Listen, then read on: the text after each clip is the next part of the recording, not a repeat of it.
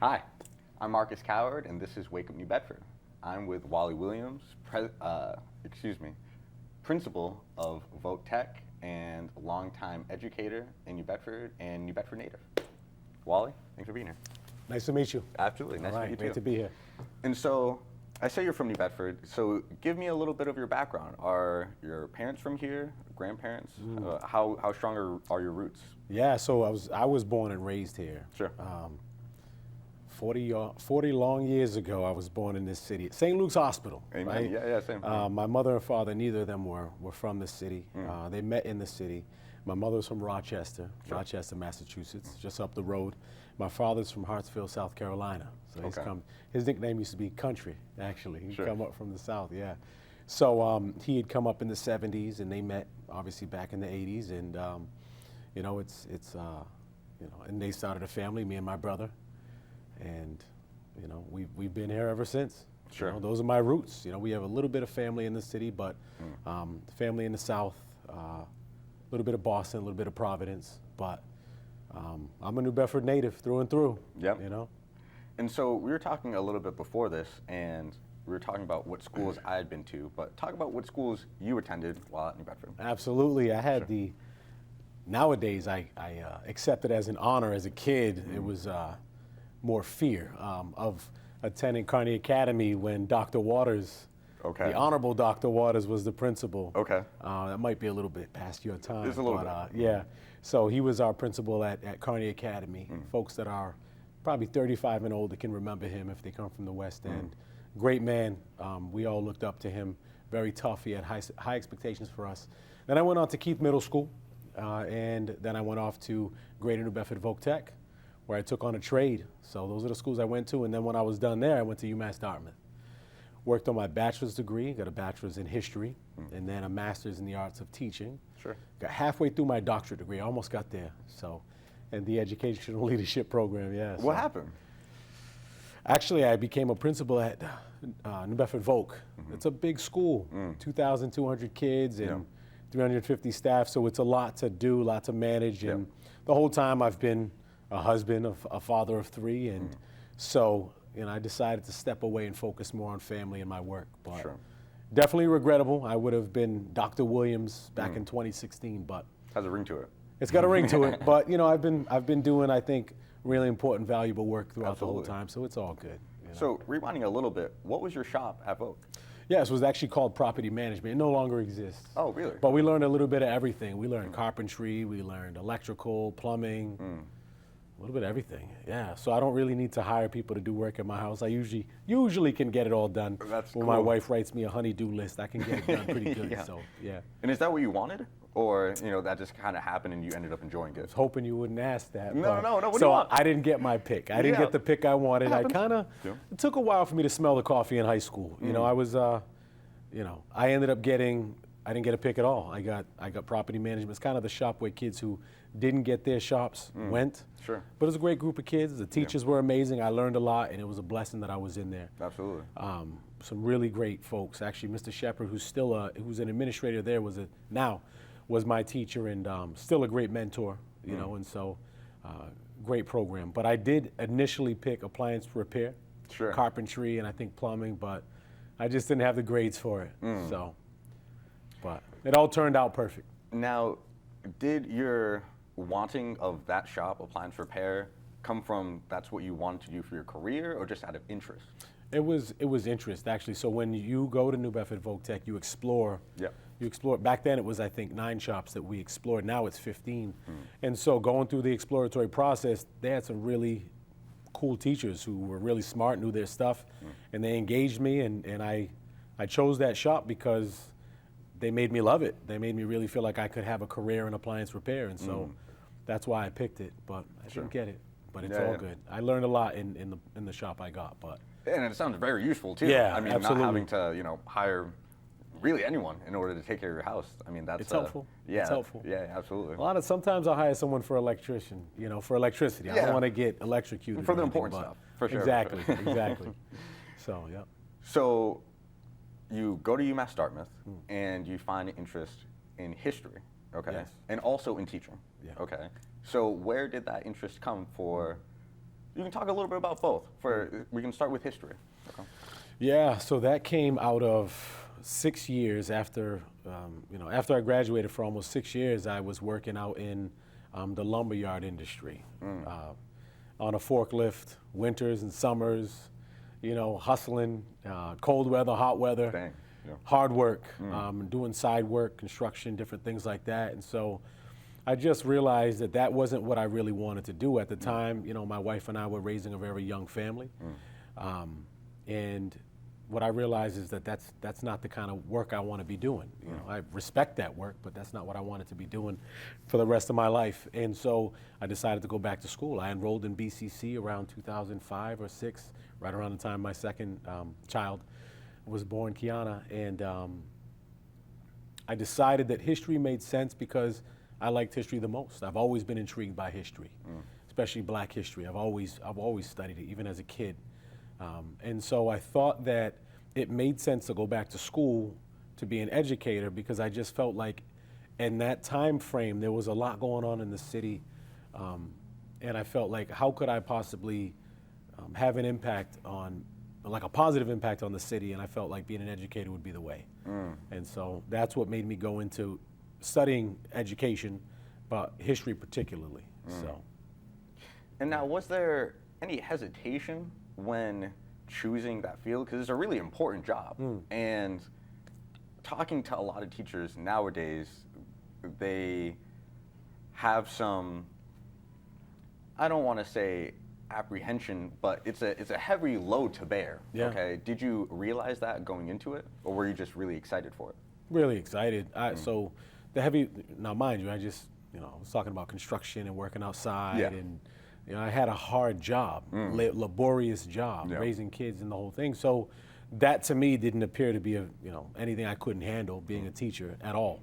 It was just really exciting. This is my way, first of all, out of the cold and out of the heat, and doing difficult work, which that's not to devalue education. It's really hard. I just didn't know it yet. But it was my way to really be able to impact the city by having an effect on youth, and so I was really excited about that. And also to teach a subject that I was really growing to love. I was disconnected from school for 6 or 7 years. So going back to college was a major learning curve. Remembering how to write an essay and grammar and punctuation and all of that. But I just coalesced to history and loved it. And so when I taught it, I can just remember the passion that I had that I think resonated with kids. It got kids to love it just as much. And so, I'm just glad I made the decision to do it. And what age range did you want to teach? I always wanted to teach high school. Okay. I always felt like I would be able to reach and connect with high school kids at the kind of level I was at. I always had this idea of possibly wanting to be a professor. But I knew that the impact that I would have wouldn't be it wouldn't be the right impact. Would want to impact kids in the city. And so I thought high school would be the best place to catch them. These days, I come to find that those who are most passionate and care about urban education, I feel like the need is just as much, though, in middle. Elementary and middle, where they're formative, they're moldable, and they're most impressionable. And that's where I feel like they need the most passionate and concerned adults in their life. Because by high school, sometimes it's too late. So. And so, what was your first teaching job? It was actually the first time I was called, I was a substitute teacher, right? February 2009, I'm sorry, the Great Recession happens. I'm laid off from the lumberyard. Sad, I'm crying. I can't believe it. But it was a blessing, though. It was like truly bittersweet, because the next day I went down to the Paul Rodrigues Administrative Building downtown. I applied to be a substitute teacher, and I was called the very next day to go to Keith Middle School. And so here I am, excited, ready to go. I go in, these kids almost ate me up. They came for me. It was not easy. But I was so committed to connect with them, and it worked. you know, and they got the realest version of me, and I ended up getting the realest version of them. And, you know, I got to learn about what they go through. And also by the time they were done finding out who I am and me them, I was able to teach them. You know, and for a sub, that's not always easy because kids know how to push the buttons of subs and all of that, substitute teachers and all of that. So I was called to Keith, called to a few other places for about a month before finally getting a call at Whaling City Alternative School, or Whaling City Junior Senior High School, where I eventually became a history teacher, working with our city's most at-risk youth. And it was the most gratifying of the jobs that I've had. I think I had some serious impact on a lot of the kids' lives who I had contact with. You know, we had a great team of teachers and support staff that really cared about those youngsters who are now like in their 30s. You know, so powerful. And do you run into a lot of the kids that you've taught? I do. Yeah. So, I mean, all the kids I've taught, there isn't anywhere that I can go on a daily basis in the city where I don't see a kid who was once my student. I mean, literally, a restaurant, market basket. They're everywhere. They're everywhere. And it's a blessing, you know, when they come up and they say hi or they reminisce on something I may have said that I probably can't recall, but it had, you know, it meant something to them, you know, and it just reminds me that, you know, as educators, whether you're an administrator or a teacher, you have a platform that really makes a difference for kids, you know? And so I take that platform very seriously. Absolutely. You know? So you were just a history teacher at Keith? So I was a substitute teacher at Keith. But when from day to day, they call you to do different substitute jobs. So one day I'd be at Hayden McFadden as a gym teacher. Another day I'd be at Parker School as a, you know, an English teacher, or New Bedford High School. I was there a lot as any teacher in a day. But then eventually Whaling City Junior Senior High School, I was called to work there, and I never left. I was called there to be like an English teacher or something. And eventually a history position opened, and I applied for it, and I got the job. And I was a history teacher there for 3 years before moving on to administration. It was great. It really was. I learned a lot about education, learned a lot about what kids go through in this city and how to support them. So with your curriculum while at Whaling City, how much freedom did you have in order to teach what you wanted, or was it rather strict? And how strict are curriculums, you know, in New Bedford nowadays with the freedom for a teacher? Sure. Yeah. So the curriculum is the map that all teachers really should follow, so that kids have the most amount of information from the topic or the subject as possible. You know, so it's sort of where you get the expectation of what the state wants you to learn. So my feeling, though, is that within that, you have the creativity to design how you want to deliver that. That's where to me, where the teacher's creativity comes from. State's asking me to make sure I deliver all these to the students, but it's saying that I can do it my way. So that's where the creativity comes in from my point of view. I will say that at Whaling City Junior Senior High School, we certainly had a lot more autonomy than other schools did in the city.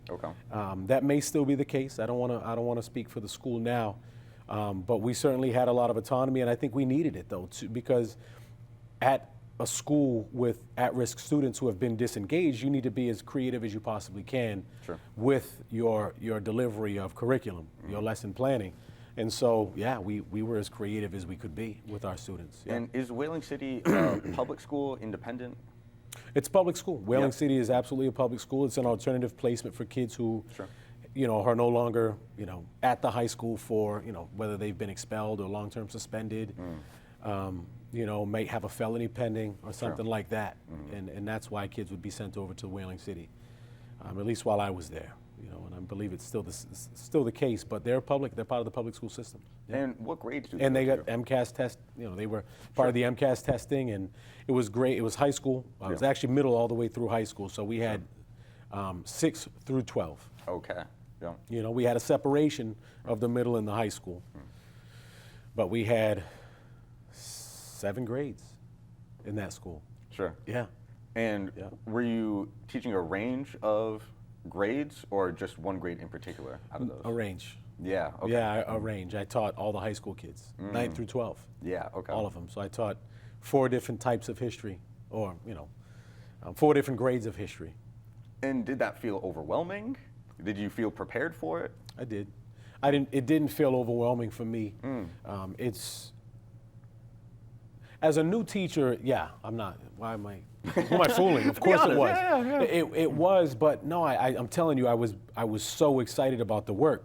So it was like, I'm doing this. Like, I was grateful to have the job, and I was so into it. So that motivated my energy to just do that work and go drive past this feeling of overwhelm. It was, how can I optimize and make these lessons the best I can? I try to be super creative about it, and it was really exciting for me. I didn't see it as an overwhelming. It was a lot of work. It just didn't feel that way to me. How you're talking right now reminds me of a phrase that you said when we were talking off camera that I hadn't heard before. So what? Well, now what? So what? Or did I have it backwards? So what? Now what? So what? Now what? Okay. When did you first hear that or start to adopt that? Okay. Yeah, actually, I learned a lot as principal at Keith Middle School. When I came to Keith Middle School, that was like the most learning I think I ever got in education, because New Bedford Public School has been in a turnaround for some time. And so, when I was in New Bedford Public School and Thomas Anderson was the superintendent, he had a team of folks that I worked with. And I thought they did a really good job to professionally develop principals. And so one of my supervisors would always say that. We would talk about data, whether it's discipline data, whether it's academic data. We would draw conclusions, and it was always, so what, now what? And it wasn't a negative connotation. That wasn't the implication at all. It's, now that we know this data, what are we going to do? How do we move forward? You must have solutions. We don't just stay stuck. You got to have the solution. And so it's a phrase that reminds us to be solution oriented all the time. Take the data and move. Analyze it and let's move. Let's move in a direction that makes sense. So that was powerful, and I think that's how I felt about Whaling City. Here I am as a teacher, and I've got students who have been disengaged all of their educational experience, and now, so what, now what? I've got them in front of me. What difference am I going to make? Am I going to be the same person that disengages them, or am I going to be the guy that makes a difference and engages them? And I took that challenge very seriously, very, very seriously, and I believe it worked. I believe it worked. And so you went from Whaling City to Keith? No, I went over actually to Greater New Bedford Voch-Tech. I went there. I became an assistant principal. Yes. Okay. Yeah. So I elevated from teacher to principal over at Whaling City, where I was principal for 3 years. Okay. Learned a ton. It was impactful, powerful work. I learned a lot. And Greater New Bedford Voch-Tech being my alma mater, there was an opportunity for me to go there and potentially be the principal. I did not become the principal when I applied. I was asked if I would instead be the assistant principal, and I thought to myself, yeah, it's a great opportunity to be back at my alma mater. I love vocational education. I think it allows kids, young learners, to have multiple pathways: career of choice, college of choice. So I've always, and clearly that I'm oriented to academics, but I'm also oriented to career fields. So I was excited at the offer for the job, and so I went to Greater New Bedford Voch-Tech for 5 years as the assistant principal, and then went off to Keith Middle School for 2 years. Sure. Yeah. So when you moved to admin, do you miss teaching, or are you still teaching sometimes? So you're never teaching, so now you're the coach of teachers, if you see your position that way. Sure. Because you can get caught up doing operations all day long, or you can really be working with teachers and supporting what they do in the classroom. And so I definitely still miss teaching. I like to teach. But I do love the reach that I have as a administrator and as a principal. You really do have an opportunity to set policy, set the tone, set the culture, create an environment, roll out programs, and lead people and give them the feeling of hope, support, and possibilities in a building. So that's more than what you can do as a teacher, and that's not a knock on anyone. That's just reality. You're in a classroom as a teacher, but as an administrator, you do have you have to take a holistic approach to the school, and so that's been exciting for me. Yeah. So you went to UMass Dartmouth before going to Whaling City? I was at UMass Dartmouth as a student, yep. And so did you learn what you just talked about as far as for being a coach and admin at UMass Dartmouth, or more so on the job when you were principal at Whaling City? It's on the job. Yep. It's on the job. It's on the job. Yeah, I respect UMass Dartmouth so much. Sure. And Bristol Community College. Yep. So I won't get too deeply into it. Sure. But I would say that, there is a reality in administration that I think the average person doesn't get to understand or know until you're in it. It's the same thing with teaching, though, right? Oh, that looks simple, that looks easy. They get summers off. Yeah, they deserve it. You need it. You don't really know what it's like until you're in it. Yeah. And it's the same thing with being an administrator. And sometimes I wonder if these college level and university level programs realize that, because you don't end up getting the training that you need from these college programs to prepare you for what you actually deal with in a school environment, or at least an urban school environment. Sure. So, and that's realistic. I'm blessed and grateful for what I learned at UMass Dartmouth, but to be effective, it's from what I learned on the job. Absolutely. But applying a lot of the theory, I applied a lot of the theory that I got from what I learned at UMass Dartmouth, certainly in my master's and particularly my doctoral program. Is there one thing that sticks out that you learn from UMass Dartmouth in either programs that sticks with you now? Yeah, so the teaching and learning aspect, I learned a lot about that. So being able to develop lessons, pacing, and tying lessons to curriculum. When you're a brand new teacher, you don't know that. You think I think you revert back to when you were a student, and you just think the teachers come and just teach what they remember in their heads. Yeah. You don't realize that there's, like, every class, if you're doing it right, you're scripted, you're prepared, and if you're really doing your best for all kids, you're differentiating for all kids, and that takes work. And so UMass Dartmouth prepared me for so much of what I didn't know around teaching and learning, around the development of lessons and how to approach pedagogy, as they would call it. So that's really what I got out of it. Interacting with students and the adults in a building is what I wish I probably would have gotten more of. The interpersonal skills that you need to be successful with your students and with your colleagues is probably where universities could do better. Sure. So that's the advice I would give to any university. And there is so much of learning on the job that you can't possibly learn in a classroom. You're going to have to learn it. And when I was at Nativity Prep, just as an employee, so much of the culture came from the leadership, either being from the principal or the assistant principal, and having to, like you said, coach the teachers. Yeah. And so do you feel that responsibility, or did you when you were a principal and still now as a principal, as far as for building the culture for the teachers and the school? That's your job. Yeah. That's the job. To me, that is the absolute job of a principal. I mean, you're the one. That's what your job is, to be responsible for the entire building, all of it, right? And technically for the success of all students, right? Making sure that kids are proficient in math, English, science, and social studies.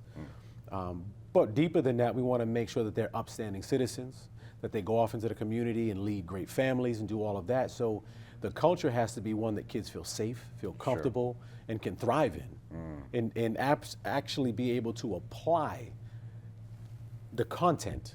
That's the goal. And so if I, as principal, am not showing teachers and showing students how to behave toward one another and show kindness, teach kindness, and ingrain it into the system, and talk to kids about consequences for their poor behavior, and having staff in the building ensure that we're holding kids accountable so that we're not endorsing poor behavior, I wouldn't be doing my job if that wasn't something that I was really trying to make sure we had ingrained. Sure. And it's something that I've always committed to initially in any role that I've had as an administrator. You've got to set the tone. You've got to set the tone. You always have to watch the heartbeat of that tone, the heartbeat of that culture and climate, because it can slip away really fast, really, really quickly. And it's subject to the whims of you know, what's external, the political environments, you know, a pandemic, like all of these things can play a role in the culture that you're trying to build and maintain, for sure. So principal, the amount of responsibility the average principal has is really, it's dramatically, it's a lot. Yeah. It's a lot, but it's very rewarding, very rewarding, yeah. And so you bring up the pandemic. Was Voch ever fully closed during the pandemic, and for how long? So every school in this country was certainly closed for at least a couple of weeks, for at least 2 weeks. Sure. Some were closed even longer than that. I wasn't at New Bedford Voch during the initial stages of COVID. Sure. I was actually at Keith Middle School with my team. Okay. And we got the word on that fateful Friday the 13th in March of 2020. Wow. In my first year at Keith Middle School as principal there. And that was a lot of work. We were closed down for 2 weeks, but then we went through the process of distributing Chromebooks to families so that way we can do the remote work with teachers. And so teachers had to transition from teaching face-to-face to remote. That was a transition that was very difficult. People's lives were turned upside down. Parents, students, teachers, administrators, everyone. And we had to adjust. We had to be adaptive. We proved how adaptive we could all be, you know, and it was, I'm proud of the people I worked with during that time because they rose up. Yep. You know, it was very difficult times. And then eventually, probably a month thereafter, we began to create a hybrid model where half the school would be in the school face-to-face and then the other half would be remote and then vice versa. Sure. Really to, you know, so that way we had the spacing. If you can remember 6 feet. Yeah. That was really it. Oh, I don't want to reminisce, but those were tough days. Dark but times, but I will tell you, those of us that got through it, I think I came out of that, and I feel like the people that I know of came out of that more resilient and able to adapt and face things, a little bit more prepared, you know, in a more prepared mindset, you know. So, yeah, it was a lot. That was a lot for us. Yeah, a learning experience, and definitely tough to get this new position as being a principal during the first year that's happening. That must have been quite the challenge. Absolutely. Yeah. But you go for it. You just go. So what now? What? Exactly. I was just about to say. So what now? What? Let's go. You know. You're the right person for the job at the right time, and I really appreciate that. Yeah, I was glad to be there. I worked with some good people. I was blessed. Yep. So that's part one. Join us for part two with Wally Williams, where we'll talk a little bit more about his thoughts on the school system, maybe some improvements, maybe some advice for the school committee, and a little bit more of his thoughts on what's going on in New Bedford right now. Thank you so much. Catch us in part two. This has been Wake Up New Bedford.